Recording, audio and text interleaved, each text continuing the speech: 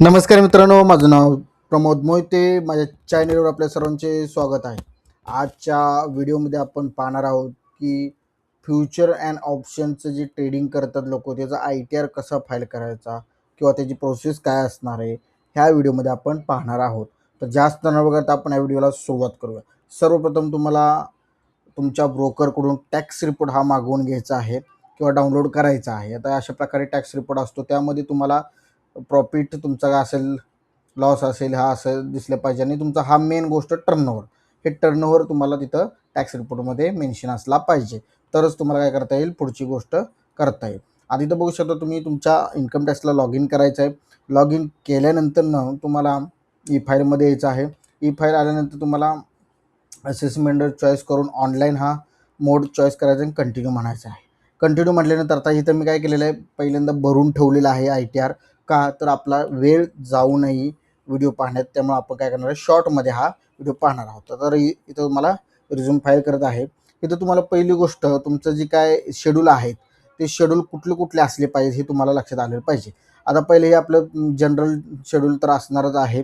त्यानंतर आपल्याला इन्कम शेड्यूलमध्ये तुम्हाला कॅपिटल गेन शेड्यूल आणि काय घ्यायचं आहे, हे बघा, कॅपिटल शेड्यूल आणि हे घ्यायचं आहे.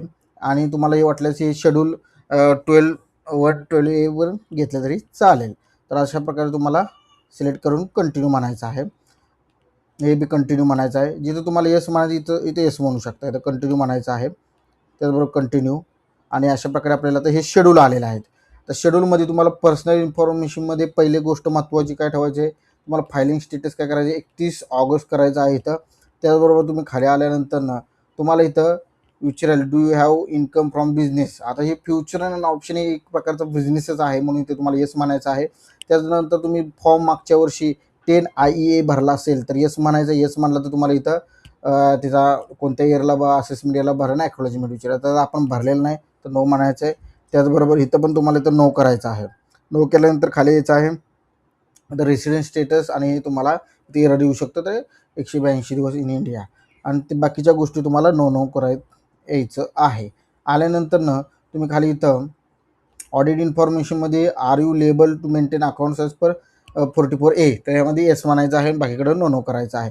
आणि इथं त्याचबरोबर दुसरा एक मुद्दा आहे महत्त्वाचा आहे, की तुमचा जो काय टर्नओव्हर आहे तो आपला अप टू 1 करोड आहे का, तर आहे, तर येस म्हणायचं आहे. हे तुम्हाला कुठं दिसणार, इथं अशा प्रकारे हे बघा, इथं हे तुम्हाला टर्नओव्हर इथं दिसून जाईल. इथं जेवढा आकडा असेल तिथं तुम्हाला इथं सिलेक्ट करायचं आहे. 1 करोडच्या वर असेल तर इथं तुम्हाला, आणि 10 करोडच्या वर असेल तर इथं सिलेक्ट करा. आता आपला 1 करोडच्या खाली आहे, त्यामुळे इथं अप टू 1 करोड असं सिलेक्ट केलेलं आहे. ते केल्यानंतर तुम्हाला नेचर ऑफ बिझनेसमध्ये यायचं आहे. नेचर ऑफ बिझनेसमध्ये तुम्हाला अशा प्रकारे सिलेक्ट करायचं आहे.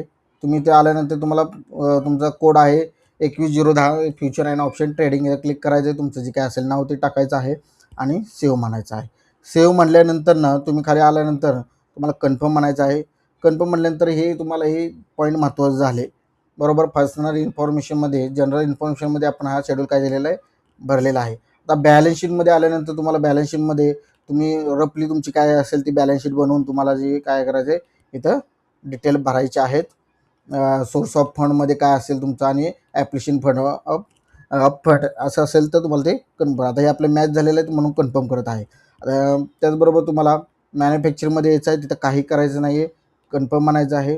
कन्फर्म म्हटल्यानंतर तुम्हाला खाली आल्यानंतर इथं ट्रेडिंग अकाउंट आहे. आपला मेन पॉईंट आहे ट्रेडिंग अकाउंटमध्ये. ट्रेडिंग अकाउंटमध्ये आल्यानंतर तुम्ही इथं बघू शकता, खाली आला की तुम्हाला 12 जे पॉईंट आहे त्यामध्ये तुम्हाला खाली दिसेल आहे. इथं तुम्हाला दिसतं टर्नओव्हर फॉर इंट्रा ट्रेडिंग. जर कोणी इंट्रा ट्रेडिंग करत असेल तर त्याचा इथं टर्नओव्हर येणार आहे. टर्नओव्हर कुठला टाकायचा आहे, तर तुम्हाला टॅक्स रिपोर्ट जो आलेला आहे तो इथून तुम्ही टाकू शकताय. आता हा इथं तुम्हाला टर्नओव्हर दिसत आहे. त्याचबरोबर तुम्हाला इथं त्याचा जे काही प्रॉफिट लॉस झालेला असेल तिथं तुम्हाला इथं एंटर करायचं आहे. त्याचबरोबर आता आपला दुसरा मुद्दा, आपला जे व्हिडिओ चाललेला आहे त्यामध्ये turnover from future and option trading. तर आपला जो काही टर्नओव्हर आहे 1,35,349 आपण इथं टाकून दिलेला आहे. आणि आपला जो काय लॉस आहे 88,208 रुपये आपण इथं टाकलेला आहे. असं टाकल्यानंतर तुम्हाला काय करायचं आहे, कन्फर्म म्हणायचं आहे. म्हणजे तुमचं ट्रेडिंग अकाउंटचं काय झालेलं आहे, कंप्लीट झालेलं आहे. त्याचबरोबर प्रॉफिट लॉसमध्ये तुम्हाला काहीही भरायचं नाही आहे, कन्फर्म म्हणायचं आहे. कन्फर्म म्हटल्यानंतर तुम्हाला नेक्स्ट आहे अदर इन्फॉर्मेशन काय असेल तुम्हाला द्यायची असेल तर इथं येस म्हणायचं आहे. आता इथं तुम्ही काय करू शकता, मेथड ऑफ अकाउंटिंग तुम्ही मर्चंटाईल ठेवू शकताय. त्याचबरोबर खाली any change method of accounting तर नो, आणि तुम्हाला काय करायचं आहे कन्फर्म म्हणायचं. खाली पण तुम्हाला काय ऑप्शन येईल तर नोच म्हणायचं आहे आणि कन्फर्म म्हणायचं आहे. कन्फर्म म्हटल्यानंतर तुम्ही खाली आल्यानंतर ना तुमचं नेक्स्ट शेड्यूल आहे CYLA, म्हणजे तुमचं जे काय करंट सेटअप जे काय आहे तो तुमचा लॉसचा काय करायचा आपल्या इथं सेटअप बघायचा आहे आले का नाही. इथं बघू शकता इथं आपला सेटअप आलेला आहे, हे बघा लॉस.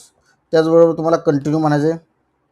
कंटिन्यू म्हटल्यानंतर तुम्ही खाली आल्यानंतर तुम्हाला BFLA शेड्यूल येईल. त्यामध्ये तुम्हाला तुमचा जो काही लॉस आहे किंवा जो काही प्रॉफिट आहे तुम्हाला इथं ॲटोपॉपुलेट येईल, तिथं काय करायची गरज नाही आहे. त्याचबरोबर शेड्यूल CFLA म्हणजेच कॅरी फॉरवर्ड लॉसेसचं हे शेड्यूल मेन आहे. जर तुमचे मागचे काही लॉसेस असतील तर तुम्हाला इथं त्याची आयटर असेसमेंट इयरला आयटर कोणता भरला होता त्यानुसार तुम्हाला इथं डिटेल टाकायचे. म्हणजेच काय तर तुमचा असेसमेंट इयर तुम्ही कधी फाईल केला आणि किती लॉस होता, आणि असे तुम्हाला टाकून तुमचं हे काय मागची जी वर्षाची कॅरी लॉसेस असतील ते कॅरी फॉरवर्ड होऊन जातील ह्या शेड्यूलमध्ये. हे लक्षात ठेवायचे तुम्हाला. आणि बाकीचं तुम्हाला आता काय इथनं पुढं काय करायचं नाही, तुम्हाला सगळं कन्फर्म म्हणायचं आहे.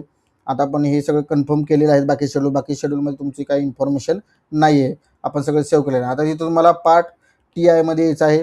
पार्ट B TI आल्यानंतर तुम्हाला अशा प्रकारे तुमचं इथं दिसून झालं. हे बघा आपला जे काय आपला लॉस होता तो आपण काय झालेला आहे कॅरी फॉरवर्ड दिसत आहे, म्हणजे आपल्याला कन्फर्म म्हणायचं आहे. त्यानंतर तुम्हाला काय करायचं आहे पार्ट B TI क्लिक करायचं आहे, आणि तुम्हाला जे काही टॅक्स तर येणारच नाही, रिफंड असेल सॉरी लॉस असेल तर, आणि जर प्रॉफिट असेल तर तुम्हाला काय असेल तो ह्याच्यानुसार पर्सेंटेजनुसार येईल. अशा प्रकारे तुम्ही काय करू शकता तुमचे प्रॉफिट लॉस म्हणजेच थोडक्यात फ्युचर अँड ऑप्शनची जी काय टॅक्स रिपोर्टद्वारे अशा प्रकारे तुम्ही काय करू शकताय तुमचे स्वतःचे रिटर्न फाईल करू शकताय. तर माझं व्हिडिओ तुम्हाला कसं वाटलं कमेंट बॉक्समध्ये सांगा, आणि आपण भेटूया नेक्स्ट व्हिडिओमध्ये. धन्यवाद.